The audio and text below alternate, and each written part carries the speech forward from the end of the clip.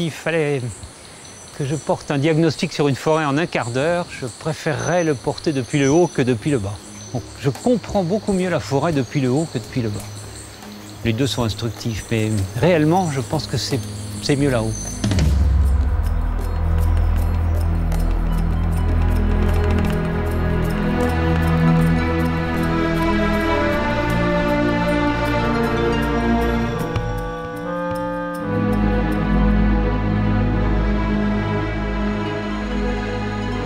Nous sommes à Madagascar, dans la forêt qui recouvre la péninsule de Machwal, une des dernières forêts primaires encore intactes sur l'île. Une expédition scientifique a imaginé d'en percer les secrets en passant par le ciel. Des chercheurs vont se poser sur la cime des arbres. Dis-lui qu'on le veut. Il y a du fruit, il y a du fruit. Raté. Mais attends, mais c'est la même chose, ça. Du fruit là-bas? Bah, j'ai essayé d'avoir ça. Ça fait très bien. Voilà. Allez, c'est bon, on dégage. Cette mission d'étude est peut-être celle de la dernière chance, car la forêt malgache est en train de disparaître.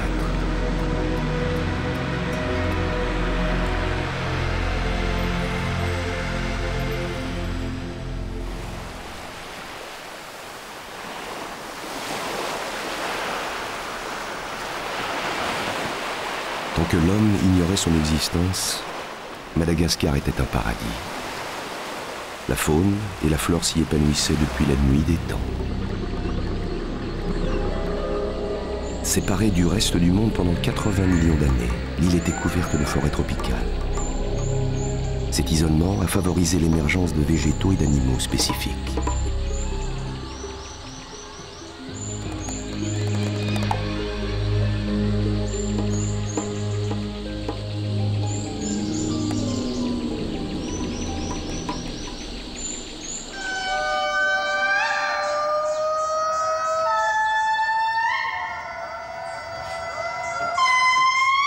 Les lémuriens, qui ont presque disparu de la planète, s'ébattent encore ici dans les arbres de Machwal. Mais pour combien de temps ?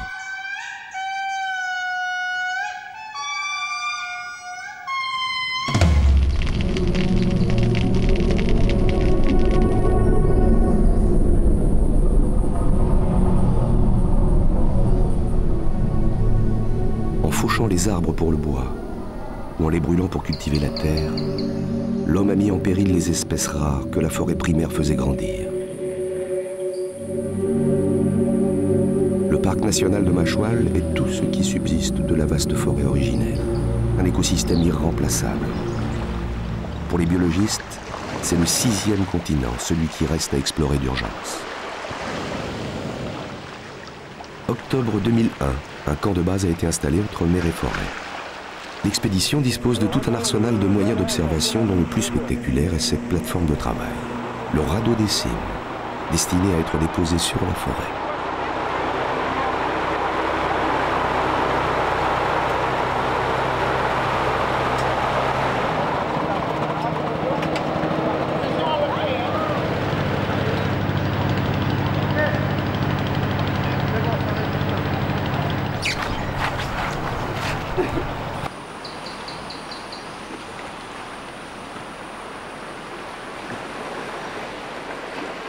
Francis Allais, réputé dans le monde entier pour sa connaissance de la forêt primaire, dirige cette nouvelle mission scientifique du radeau des cimes.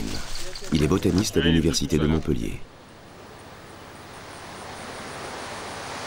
Un important laboratoire de brousse complète l'infrastructure de cette opération d'envergure. Une centaine de personnes sont mobilisées, dont 70 chercheurs de 12 nationalités différentes.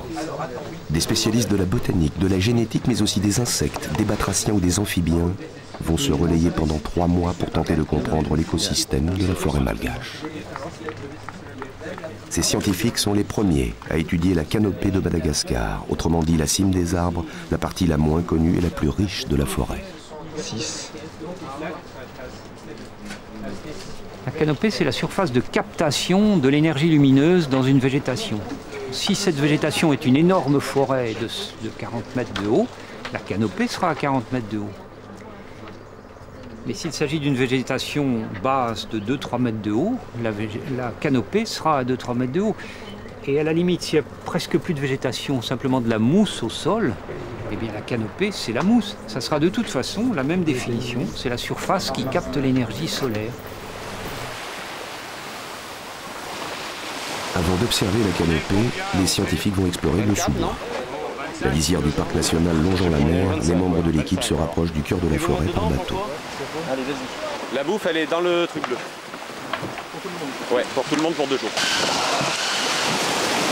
Ah d'accord. Ben voilà. C'est étanche, hein. Tu fais quoi là?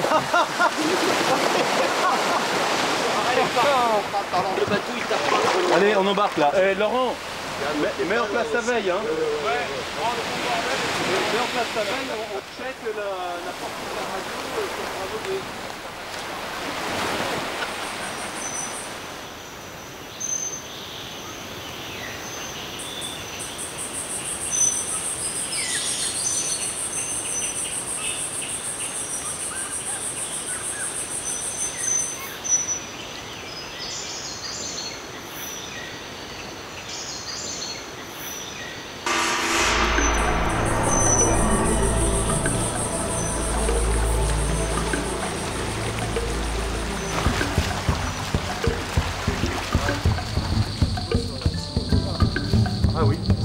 Les forêts tropicales concentrent près de 70% des espèces vivantes de la planète. Plantes et animaux confondus, dont beaucoup sont encore inconnus.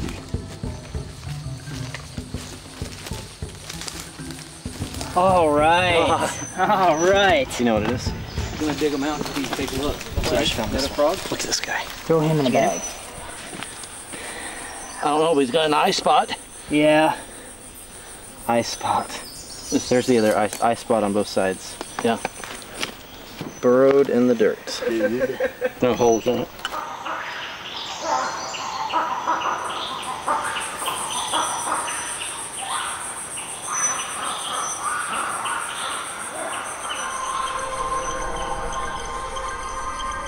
Au premier abord, une forêt tropicale est un inextricable capharnaüm.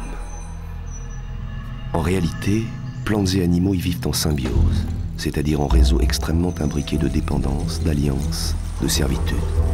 Ainsi, chaque forme de vie est à la fois proie et prédateur, hôte et parasite, déchet et nourriture. Mais la forêt est un colosse aux pieds d'argile. Son équilibre est savant, mais précaire. Il repose sur l'interaction de maillons aussi différents que les organismes microscopiques, les grands arbres, ou encore les insectes ou les mammifères supérieurs.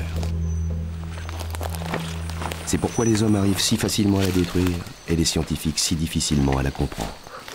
Pour Francis Allais, elle est une perpétuelle source d'étonnement.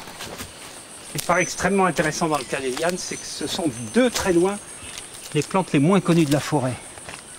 Les herbes, tout le monde peut les ramasser. Les épiphytes, en haut des arbres, ça passionne les gens. On en fait des collections mondiales. Les arbres eux-mêmes, on peut à la limite les faire tomber et récolter les feuilles. Mais comment voulez-vous faire tomber un truc comme ça? D'abord, on ne sait même pas de quel endroit du sol ça part. Et puis même si nous trouvions le pied, il est évident que de couper ce pied ne fera rien tomber. On peut penser que cette liane est installée sur cet arbre-là, mais le plus vraisemblable, c'est qu'elle est installée également sur celui-ci, sur celui-là, sur celui-là et sur celui-là. Et donc, pour faire tomber un truc comme ça, il faudrait abattre un hectare de forêt. C'est la raison pour laquelle on connaît très très mal les lianes. Leur astuce, c'est de faire l'économie d'un tronc. Donc elles parviennent en haut très vite et avec un métabolisme réduit. Ça leur permet d'avoir là-haut une activité énorme. Elles ont des surfaces foliaires considérables et elles ont une activité sexuelle énorme parce qu'effectivement les lianes, c'est des plantes à fleurs surabondantes. C'est le cas par exemple du jasmin de Madagascar ou de la bougainvilliers. Les plantes à fleurs sont apparues tardivement sur la Terre, mais se sont si bien adaptées qu'elles ont colonisé presque tous les milieux de la planète. C'est la spécialité de Jean-Noël Labatte, du Muséum d'Histoire Naturelle de Paris. On voit pas beaucoup de fleurs, mais souvent, il y a beaucoup d'espèces qui ont des fleurs vraiment très petites. Et c'est une fois qu'on est dedans qu'on les voit, quoi. Ah là, tiens, là, il y a un petit Dioscorea qui monte. Il n'y a pas beaucoup de fleurs.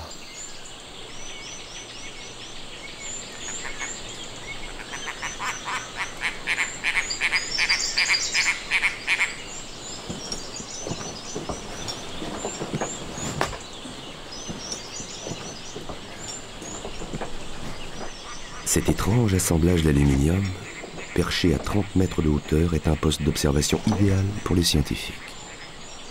Ils vont s'y installer quelques jours.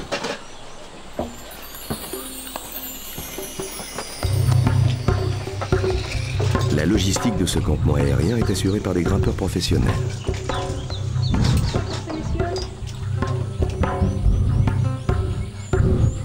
Dante et Fenoli traquent les grenouilles arboricoles sur leur terrain.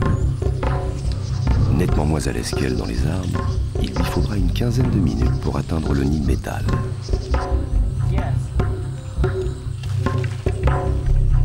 It's good. Come on. Okay.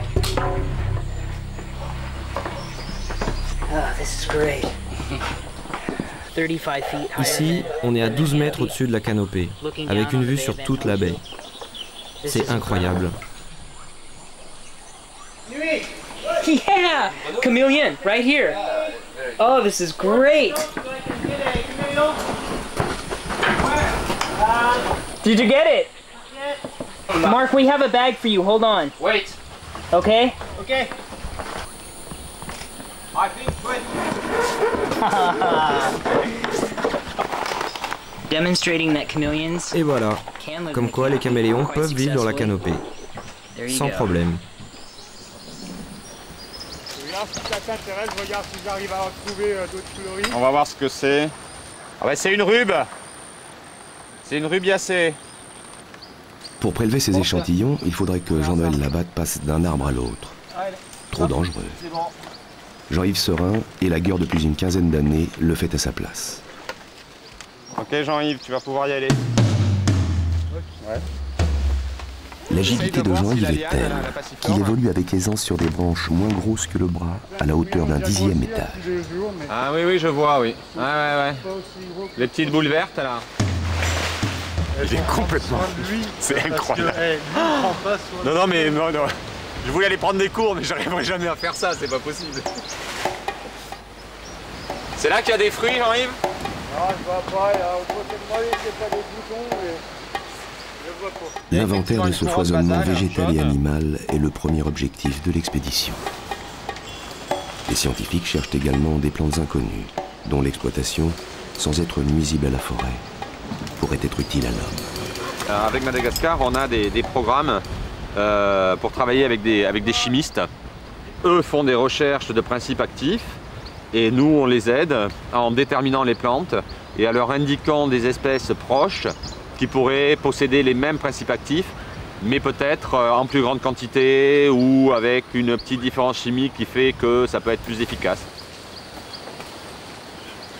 On est un peu le dictionnaire des plantes pour les autres scientifiques, mais en plus du dictionnaire, on cherche à redonner l'histoire de la vie, donc toute la phylogénie, d'où vient telle espèce, quels sont ses plus proches parents, et quels sont ses ancêtres au niveau fossile ou enfin au niveau très ancien. Donc c'est pas seulement un dictionnaire, c'est plus une encyclopédie.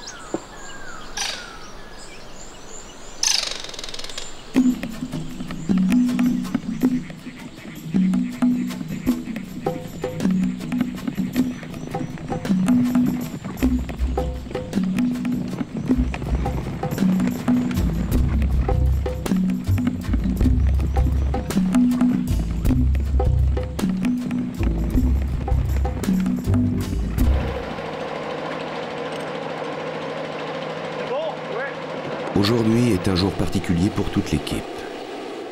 Le radeau des cimes va être déposé sur la forêt. Ce bretzel géant de 400 mètres carrés est un nouveau prototype, repensé par les techniciens de l'association Océan Vert. Il n'a encore jamais été testé. C'est son premier arbrissage.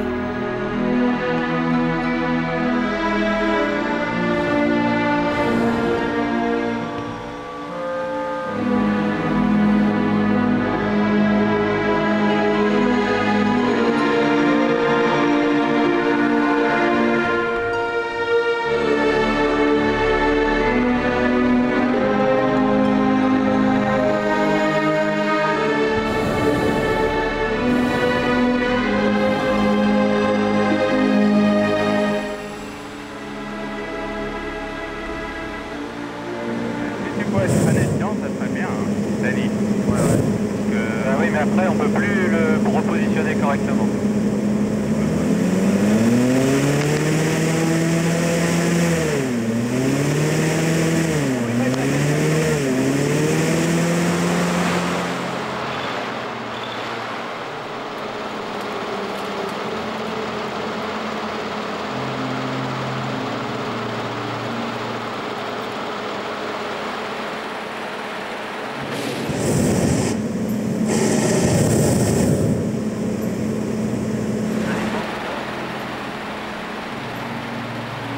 Grâce à la répartition de son poids sur une grande surface, le radeau des cimes flotte littéralement sur les branches les plus fragiles de la forêt. Le radeau libéré, on s'en va.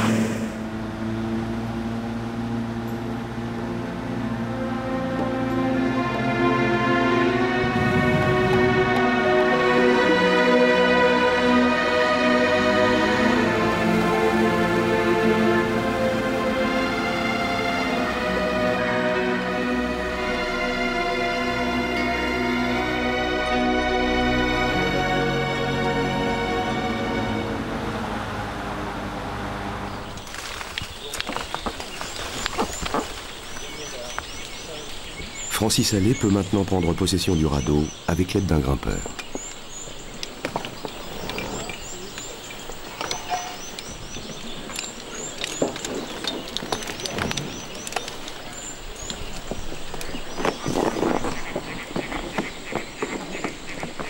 Ce grand botaniste a coutume de dire que le radeau des cimes permet de dévoiler le vrai visage de la forêt. Ici, elle est offerte, déployée, lumineuse. L'inverse de ce qu'elle consent à montrer lorsqu'on l'arpente à pied. Ah là, il y a un truc que je connais pas.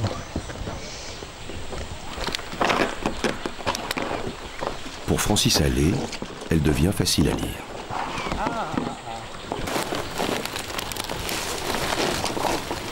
Alors ça paraît incroyable, mais c'est un lin. Des plantes qui, chez nous en Europe, sont des petites herbes, comme le lin, eh bien ici prennent la forme de grandes plantes ligneuses, comme cette liane. Il va falloir qu'on identifie ça. Je pense que les gens qui aiment profondément ces forêts sont extraordinairement rares. En tout cas, il n'y en a pas dans les gouvernements, dans les cercles de décideurs, en tout cas pas chez les économistes, etc. Alors, par conséquent, la forêt équatoriale, elle est entre les mains de gens qui ne l'aiment pas. Dans ces conditions-là, comment est-ce qu'on peut espérer la sauver ?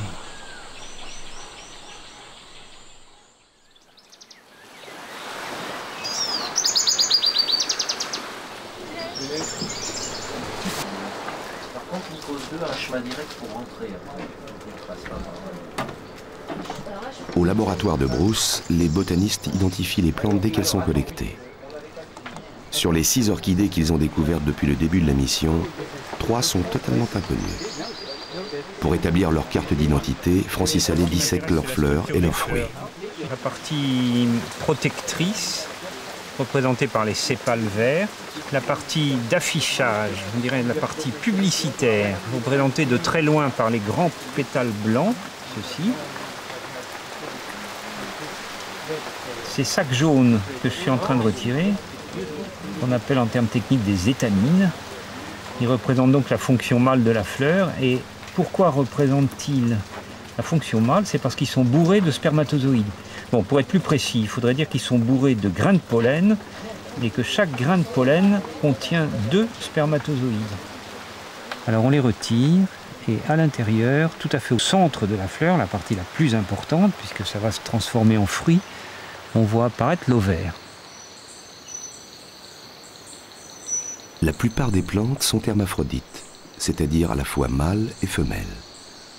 Mais un dispositif génétique empêche la partie mâle de féconder sa propre partie femelle. Ce sont souvent les insectes qui transportent le pollen en butinant d'une fleur à l'autre. Au fil des millénaires, végétaux et animaux se sont associés, au point que certaines plantes ne sont pollinisées que par un seul insecte qui se nourrit uniquement de leurs fleurs. Cette relation exclusive a un revers. Si l'un des partenaires disparaît, l'autre ne lui survit pas.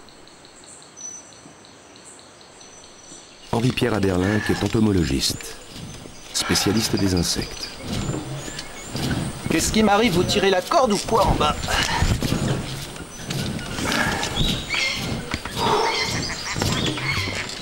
Presque toutes les fleurs de la forêt se trouvent dans la canopée. C'est donc bien là-haut qu'il faut qu'Henri Pierre arrive à se hisser. Ah, quel effort, mais ça vaut le coup.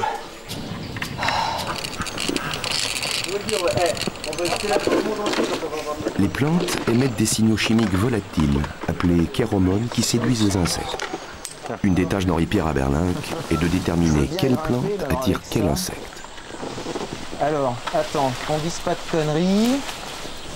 Le 1H, c'est au sommet dans le vide. Donc c'est le 1H, hein.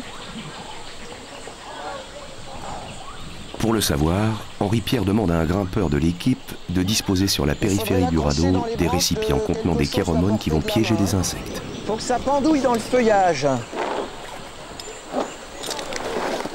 Ça n'a jamais été fait. Ces pièges ont toujours été testés au niveau du sol. Il est évident que la forêt qu'on a là, à côté de la forêt qu'on a au sol, c'est pas le même milieu. Déjà, tu as une diffusion des molécules. Là, on est en plein ciel, en plein vent. Et regarde en bas, on est dans le sous-bois obscur et moite, avec très peu de souffle d'air. Tu as des milieux complètement différents, quoi. On a toute une série de molécules à tester les unes après les autres. On verra bien ce que ça donnera. Mais là, on plonge dans l'inconnu total. On ne sait pas du tout les résultats auxquels on peut s'attendre, hein.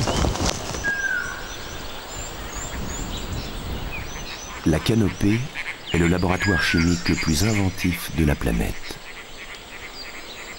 Depuis une dizaine d'années, nous avons démontré que l'activité biochimique des canopées est énormément plus grande que celle du sous-bois. L'activité biochimique, je ne vais pas rentrer dans les détails, mais c'est ce qui fait qu'une plante peut être utilisée en médecine. La recherche des plantes médicinales, jusqu'à présent, elle s'est faite au niveau du sol. Les gens prennent une feuille, ils font un test, et puis quand le test est négatif, on dit bon, l'espèce en question n'a pas d'intérêt. Bon, nous avons démontré, nous, que l'intérêt biochimique n'est pas au niveau du sol, mais dans la canopée.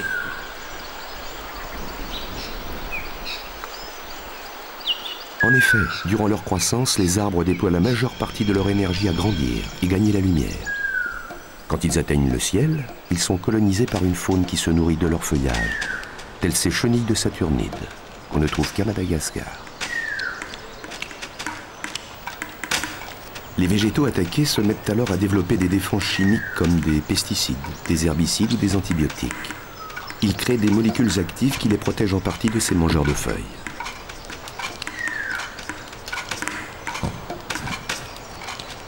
Exploiter ces molécules dans l'industrie pharmaceutique pourrait devenir un débouché commercial et donc une bonne raison de préserver la forêt.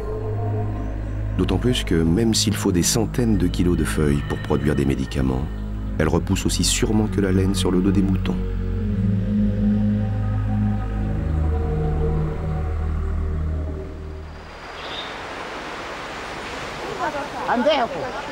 Les séjours prolongés dans la forêt tropicale sont éprouvants.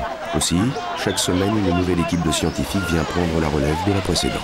Mais aujourd'hui, l'état de la mer complique les choses.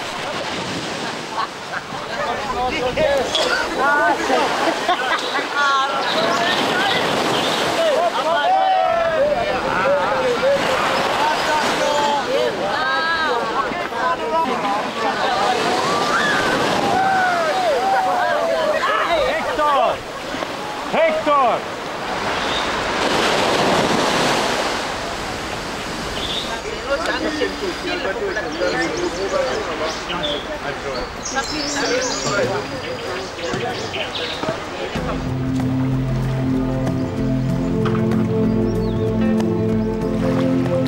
Ce matin, le dirigeable décolle pour une nouvelle tentative de réconciliation entre l'homme et la forêt.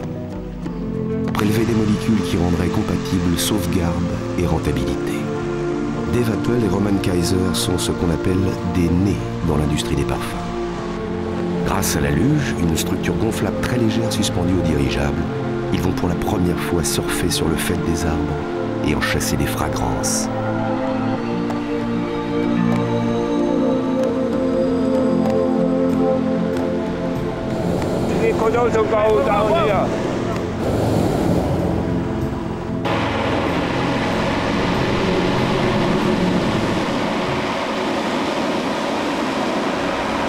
should be already dry here.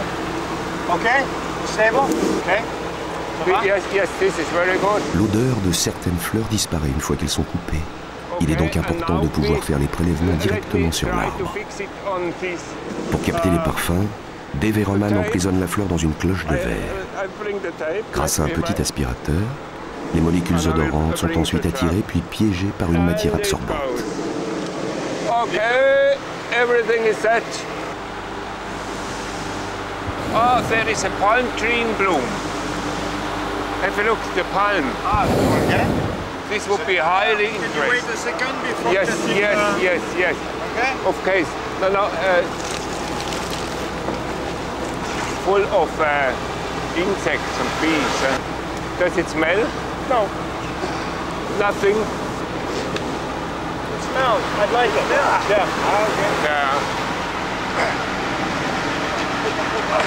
Okay. Yeah. Okay. Let me.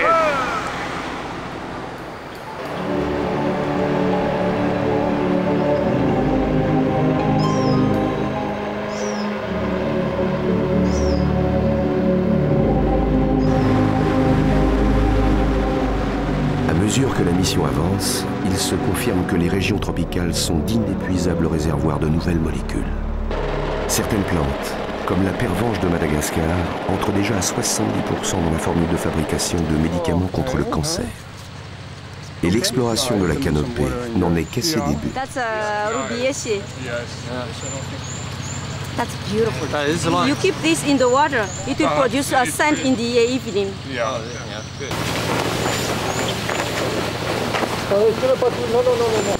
Laisse-le traîner la licorne. Laisse-le traîner. Bon, il faut tirer à l'arrière. Après chaque vol, il faut vider le dirigeable de ses 8500 mètres cubes d'air. Le pillage de la toile se fait sous l'œil de David Bowen, qui a hérité dans l'équipe de la curieuse mission de goûter tout ce qu'il trouve. It's like latex.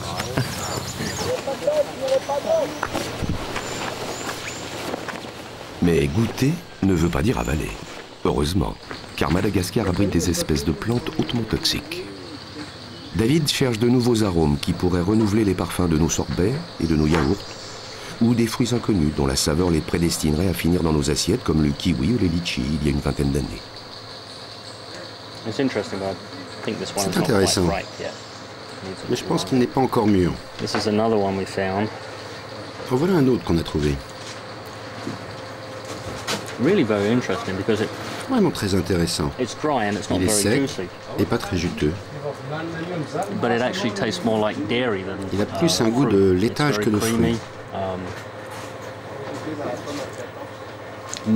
C'est très crémeux, laiteux, mais il a aussi un goût de fruits plutôt intéressant. On pourra sûrement en faire quelque chose.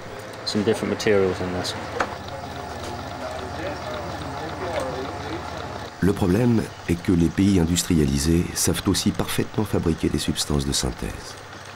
Pour que les pays tropicaux où les molécules d'origine ont été identifiées ne soient pas lésées, un texte reconnaissant à ces pays des droits sur leurs ressources vivantes a été approuvé au sommet de Rio en 1992.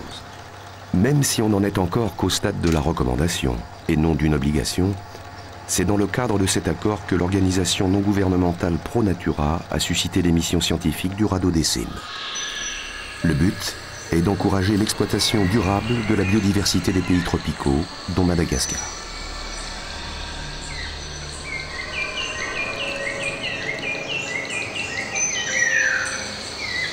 Je crois qu'il est très important que tous les pays industrialisés continuent à acheter des bois tropicaux.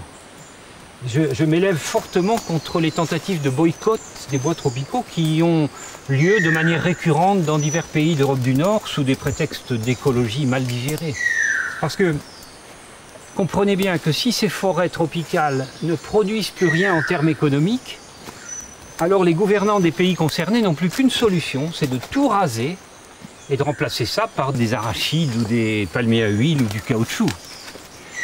Ceci étant, il faut arrêter, bien entendu, l'exploitation des bois en forêt primaire. Ça, c'est devenu insupportable. Il faut que ces bois viennent de plantations ou d'agroforêts.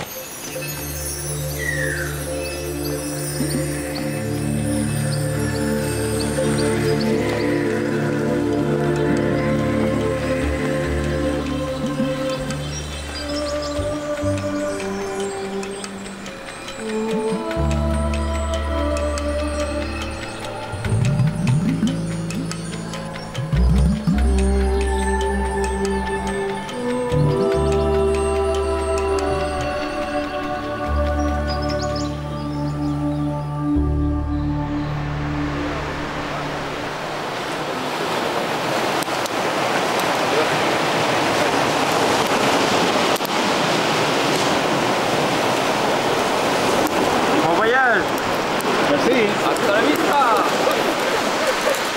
Vas-y doucement, tu vas prendre trop d'élan et tu vas arriver à fond dans l'arbre là. Tu vois? La bulle des cimes est une autre des trouvailles imaginées par les membres d'Océan Vert. Dépense pas toute ton énergie au départ, hein, Hector.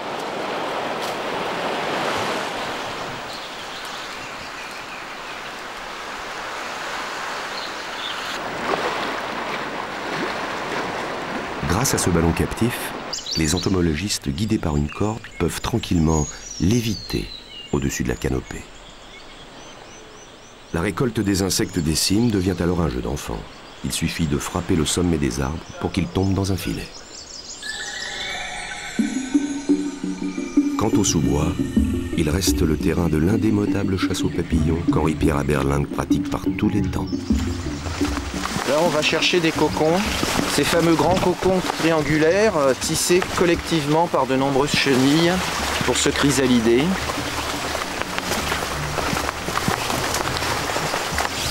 Voilà, c'est par ici que ça se passe, sur ces lianes qui pendent sous ce grand arbre. Ah, j'en vois un.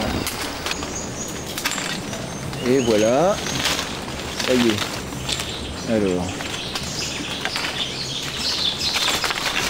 Alors il y a comme d'habitude des quantités de fourmis. On voit ici, les granules correspondent chacun à la cellule, au cocon individuel d'un papillon. Et là, il y a le cocon collectif, comme toujours terminé en pointe comme ça et suspendu sur la branche. Dedans, il y a tout un duvet de soie qui doit faire un bon isolant. Et évidemment, là, les cocons sont absolument à l'abri des intempéries jusqu'à l'émergence des papillons. Je pense que ce papillon-là ne doit pas se nourrir. D'ailleurs, je serais curieux de voir si par hasard il a une trompe. Parce qu'en fait, le papillon, ça s'accouple, ça pond et ça meurt. Et donc, certains papillons ne s'alimentent même pas. Ils vivent sur les réserves accumulées par la chenille.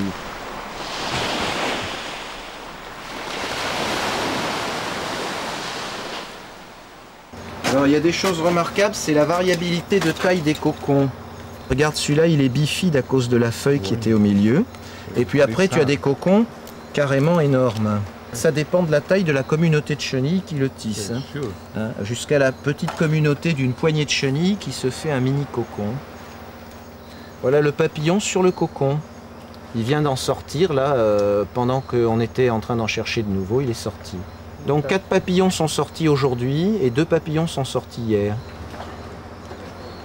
Ça c'est un vieux nid abandonné, les papillons sont tous sortis.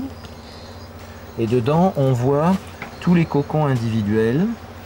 Si on ouvre une cellule, comme ça, un cocon individuel, à l'intérieur, on trouve les débris de l'exuvie de la chrysalide qui a éclos. Alors là, c'est très intéressant parce que, en fait, c'est pas un papillon qui est sorti de là. On voit ici une pupe, c'est-à-dire que le papillon s'est fait parasiter. Il a été tué par la larve de la mouche. Mais alors, le plus drôle, c'est que la pupe, à son tour, a été tué par un micro-hyménoptère, et ça c'est un trou fait par le micro-hyménoptère parasite. Donc on a toute une chaîne. La chrysalide a été tuée par la larve de la mouche qui l'a dévorée. La larve de la mouche s'est transformée en pupe, mais elle-même était parasitée par un hyménoptère qui a fini par la tuer, et c'est l'hyménoptère qui est sorti en bout de chaîne, au lieu que ce soit le papillon. Dans la tiédeur de la nuit malgache, les scientifiques partagent leurs observations et se montrent les trésors de leur moisson. Voici une des choses étonnantes qu'on trouve dans la forêt malgache. Regardez-moi ce petit bonhomme. C'est une chenille de Swingidea qui a été découverte là aujourd'hui par mon collègue David Lees. Ce qui est absolument extraordinaire, évidemment, c'est ces deux protubérances ici, là, sur le thorax. C'est une chenille qui est absolument inconnue. C'est une chenille qui doit correspondre à une espèce déjà décrite, mais on ne sait pas laquelle. Parce que bon, les chenilles sont beaucoup moins bien connues que les adultes. Vous connaissez ça? Des caméléons plus petits que des chenilles? Voilà la preuve vivante.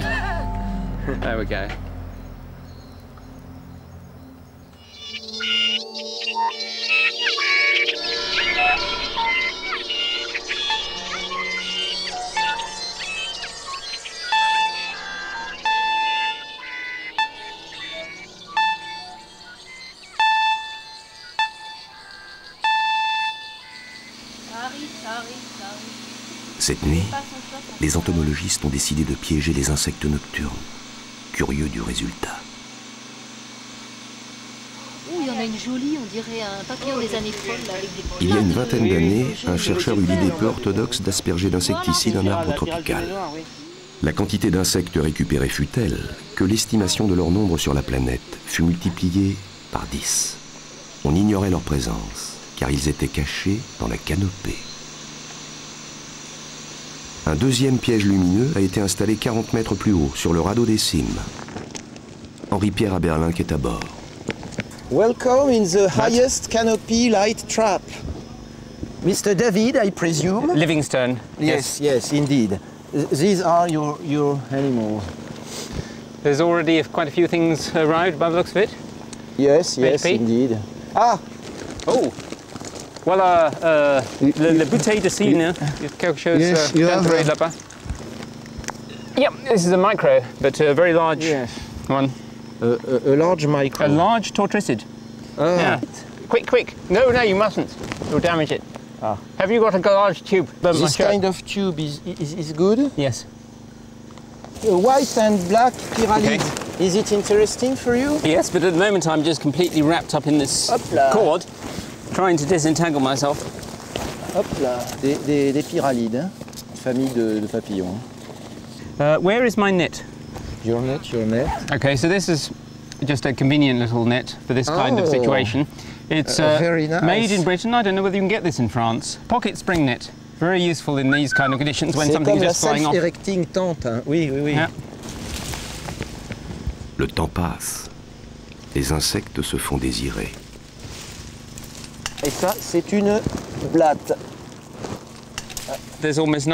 En fait, il n'y a presque rien.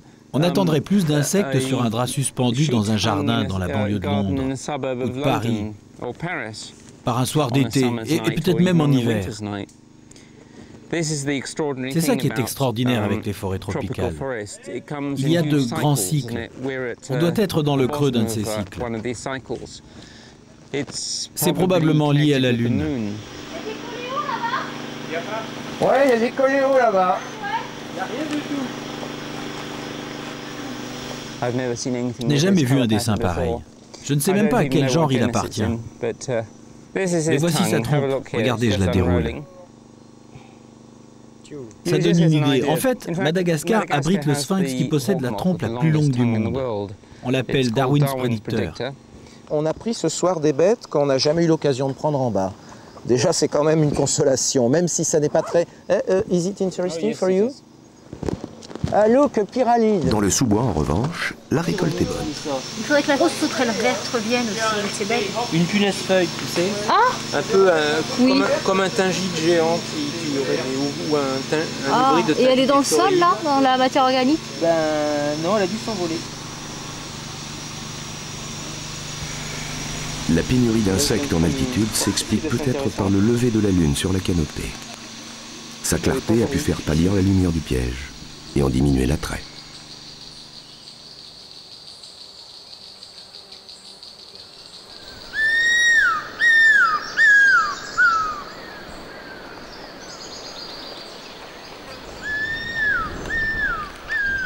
You were wet. Yes, I was wet, but only for maybe about 10 minutes. It's not a problem, David. You're English. I'm now completely dry again. One of the things that will be interesting to look for is just some crepuscular skipper. There's one flying just behind you. Where? It was just flying around somewhere. I'm gonna catch it. Just show me it. No? Okay.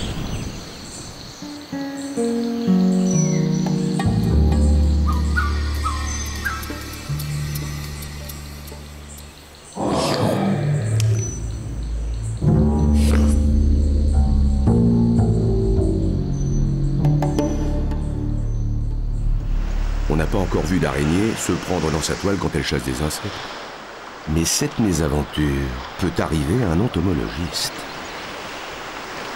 Il faut que tu pousses sur le haut du mousqueton. Il y a un petit cran comme une bague.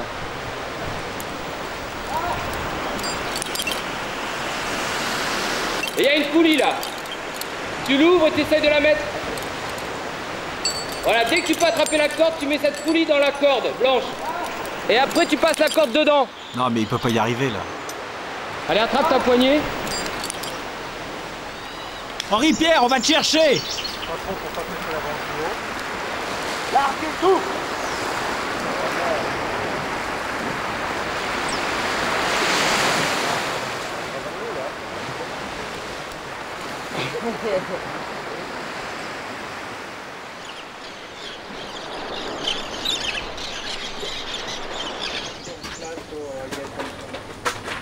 Les gars chiroptères. Les gars, hein. Que c'est beau. Bon, ben, elle doit subir un stress. Au laboratoire, l'heure est maintenant à l'enregistrement des données. Dante Fenoli et Mark Vilvoorde de l'Université de l'Oklahoma dressent un premier bilan. Il y a certaines similitudes entre ce groupe particulier de grenouilles, les mantellas, et les grenouilles venimeuses d'Amérique latine. Chez certaines grenouilles, il y a un mécanisme de défense, c'est un réflexe. Elles cambrent le dos et montrent les dessous de leurs mains et de leurs pieds, dévoilant ainsi des couleurs vives. Et nous pensons que l'exposition soudaine de ces couleurs effraie les prédateurs. Les couleurs vives signalent généralement des toxines. C'est ce qu'on appelle des couleurs d'avertissement. Celle-ci est peut-être une nouvelle espèce. Une des caractéristiques intéressantes, c'est ces deux taches blanches sur le dos. Nous allons chercher dans les publications sur le sujet pour voir si quelqu'un a déjà décrit une grenouille comme celle-ci. Dans le cas contraire, nous pourrons la considérer comme une nouvelle espèce.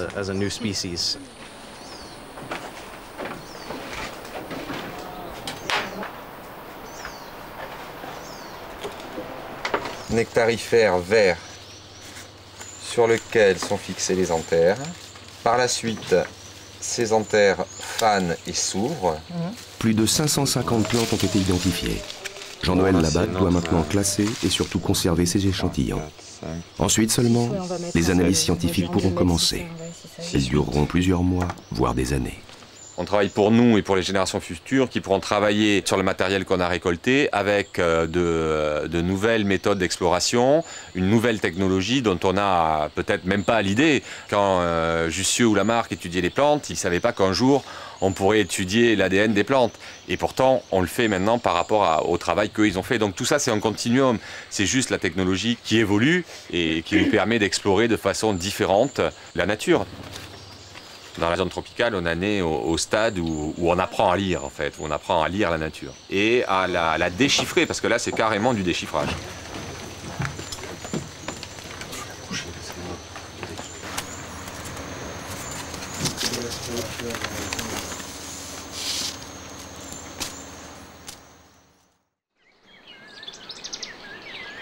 L'expédition s'achève par une dernière étude très importante pour les généticiens. Un même arbre posséderait des patrimoines génétiques différents. Pour le vérifier, Francis Allais a choisi le plus grand arbre de la forêt. Tous les élagueurs ont été mobilisés. Mais avant de faire une recherche d'ADN, il faut connaître l'identité du cobaye, trouver son nom. Ici, la flore n'est pas bien connue et nous avons vraiment besoin des fleurs et des fruits. Par exemple, l'arbre sur lequel nous sommes ici, je connais seulement la famille, je ne peux rien dire de plus tant qu'on n'a pas des fleurs et des fruits. Je me demande si je ne vois pas des boutons floraux. Là. Tu vois juste en face de toi, là. Tu vois les fleurs? Non, plus loin. En face, là, il y en a vers plein. l'est. Ah ouais, là, ouais, voilà, là. Ça fait des grappes, là. Voilà, ouais, voilà, juste en dessous des feuilles. Ah, ça m'intéresse beaucoup, Louis. Prends-en un sac, s'il te plaît. Ouais, ça en est plein, hein. Ouais, c'est super, ça. On va pouvoir trouver l'espèce. C'est la bourdonnésia, je pense. La biologie actuelle, elle est entièrement centrée sur l'être humain et secondairement sur l'animal. Il est tout à fait exclu qu'un arbre soit un individu, bien que ce soit dans le langage courant. Mais individu veut dire indivisible. Un chat est un individu. Si je le coupe en deux, c'est terminé pour les deux moitiés. Mais un arbre, c'est pas du tout comme ça. Si on me donne un sécateur, je peux faire des centaines, des milliers d'arbres en sectionnant celui-ci. C'est donc pas indivisible, c'est donc pas un individu. Il y a des arguments génétiques, mais il y a déjà cet argument-là, que le clonage est parfaitement aisé. On sait que des arbres comme ça n'ont pas de système immunitaire. On sait que les mutations y sont fréquentes comme dans n'importe quel organisme, animal ou végétal. Mais l'absence de système immunitaire fait que les mutations ont toute chance de ne pas être éliminées. Par conséquent, les cellules mutées ont, corrélativement, la chance de donner des lignées mutées, c'est-à-dire des branches ayant des variantes du génome. Pour évaluer dans quelle mesure l'ADN diffère d'une branche à l'autre, les chercheurs vont prélever une centaine d'échantillons répartis sur toute la couronne de l'arbre. Cette étude pourrait notamment permettre de comprendre comment des végétaux qui vivent parfois plus d'1 millier d'années s'adaptent à leur environnement. Alors là, sur la même branche, tu peux prélever un peu plus à gauche. Voilà, ce sera le 1,1,5. Là? Non, à ta gauche, à toi. Voilà. Là? Plus bas. La petite là, voilà celle-là. Celle-là, j'ai prélevé celle-là déjà. Ah d'accord. J'ai mis 1,3 pour celle-là. Ah, c'est celle-ci, 1,3, d'accord. A tout à l'heure, Francis. Doucement, doucement, Francis. Hein. Ça va chauffer la main. Les forêts primaires sont comme la peau de chagrin de notre civilisation. Elles rétrécissent au fur et à mesure que les scientifiques accumulent les preuves de leur importance. Comment les sauver de l'inconscience des hommes? Il y a eu plusieurs langages jusqu'à présent concernant cette sauvegarde des forêts équatoriales. On a dit, ne la coupez pas parce que ça ne nous appartient pas, c'est un trésor de l'humanité, c'est pour nos enfants et nos petits-enfants. Bon, ça c'est le langage de la civilisation, tout le monde s'en fout, personne n'a écouté. Il y a eu le langage de la menace. Ne coupez pas ces forêts parce qu'elles constituent un puits pour le gaz carbonique, donc elles nous préservent de l'effet de serre. Et donc si on la coupe, eh bien c'est le réchauffement du climat, la fonte des glaces, etc. Le langage de la menace, ça non plus, les dirigeants ne l'écoutent pas, ne l'entendent pas. Le nouveau langage que je voudrais tenir, celui que je voudrais accréditer, c'est ne coupez pas ces forêts parce que nous pouvons collectivement gagner beaucoup plus d'argent en exploitant sans la détruire la canopée qu'en coupant le bois. Alors il semble que ce langage-là intéresse les gouvernants. Mais je crains, je pèse mes mots, je crains que si cette solution-là ne marche pas, on doive se résigner à très court terme à la disparition des dernières forêts primaires des zones tropicales.